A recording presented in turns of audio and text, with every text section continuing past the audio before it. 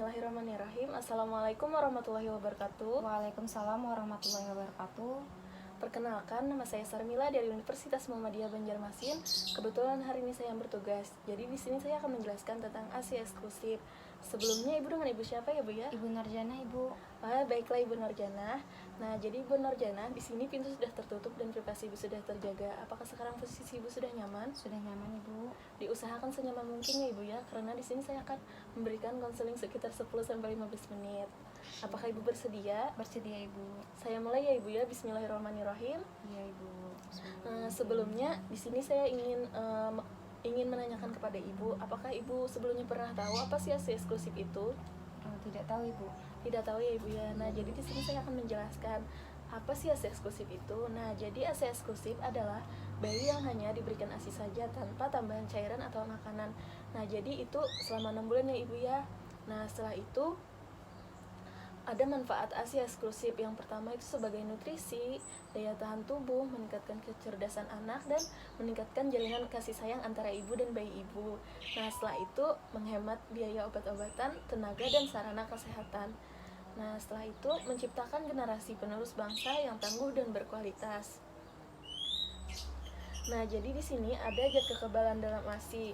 Yang pertama ada faktor bifidus. Nah, jadi faktor bifidus ini mendukung proses perkembangan bakteri yang menguntungkan dalam usus bayi dan mencegah terjadinya bakteri yang merugikan ya Ibu ya.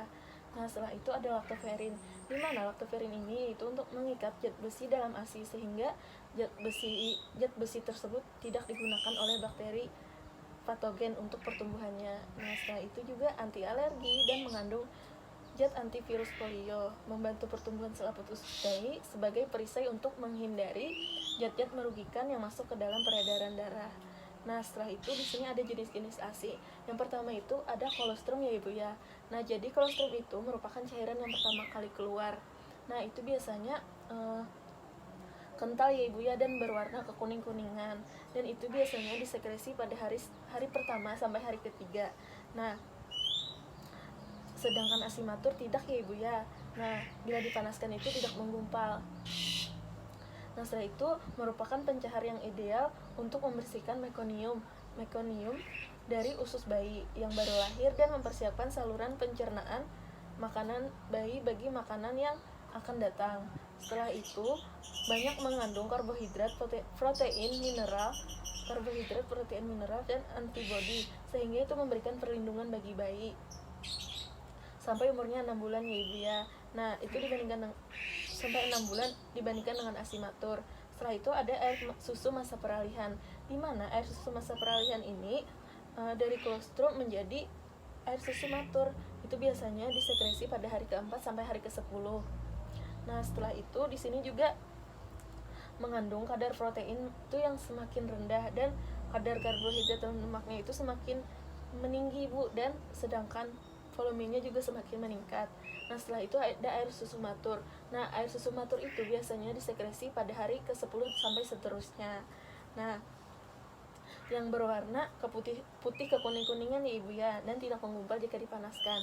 Nah, setelah itu di sini cara memperbanyak ASI ya Ibu ya.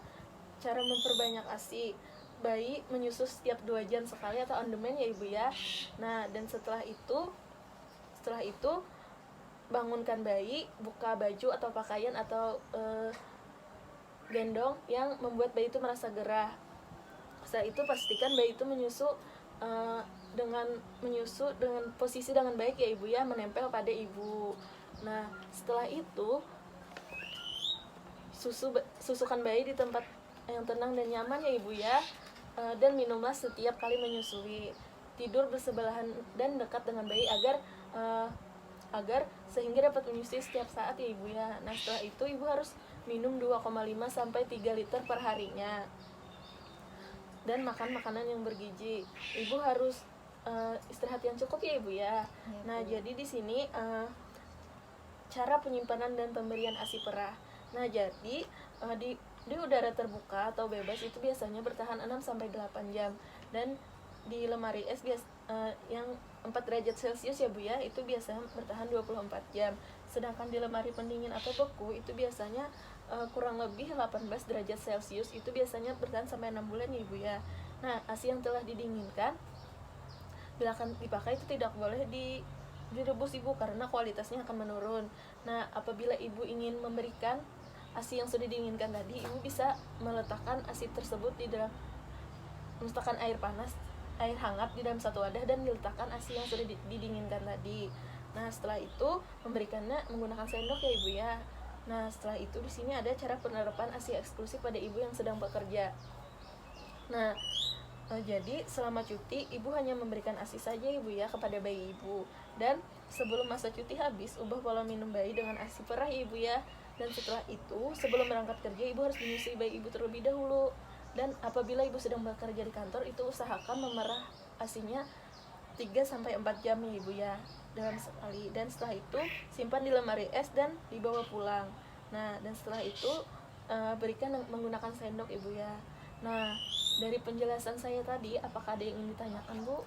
Jadi di sini saya ingin bertanya, ibu kan tadi ada ibu menjelaskan tentang cara mencairkan ASI dari kulkas itu ke air panas, itu bagaimana caranya ya Bu ya? Oh, nah Kurang jadi jelas Ibu, saya Bu. ya, nah tadi kan Ibu ASI yang telah didinginkan bila akan dipakai itu tidak boleh direbus. Oh, iya. Nah, jadi karena kualitasnya akan menurun, yaitu unsur kekebalan ASI itu tersebut cukup didiamkan ya Ibu ya, bisa didiamkan beberapa saat di suhu kamar agar tidak terlalu dingin, atau nah dapat pula merendam di dalam wadah yang telah berisi air panas. Dalam wadah yang sudah kita isi air panas ya Ibu, kita letakkan ASI yang sudah didinginkan tadi. Berarti Ibu itu tidak boleh direbus Bu ya air ASINya? Iya Ibu, tidak boleh ya Ibu ya. Iya. Nah, apakah sudah paham Bu? Sudah Bu. Nah, jadi di sini saya ingin mengevaluasi kembali sejauh mana sih Ibu paham dengan penjelasan saya tadi.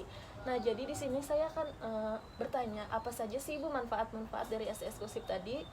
Jadi manfaat ASI eksklusif tadi adalah sebagai mencegah sebagai nutrisi dan kekebalan tubuh, kemudian menciptakan generasi yang lebih baik depan. Iya, benar sekali Ibu. Alhamdulillah Ibu ya, konseling kita sudah selesai. Terima kasih atas waktunya. Wassalamualaikum warahmatullahi wabarakatuh. Waalaikumsalam warahmatullahi wabarakatuh.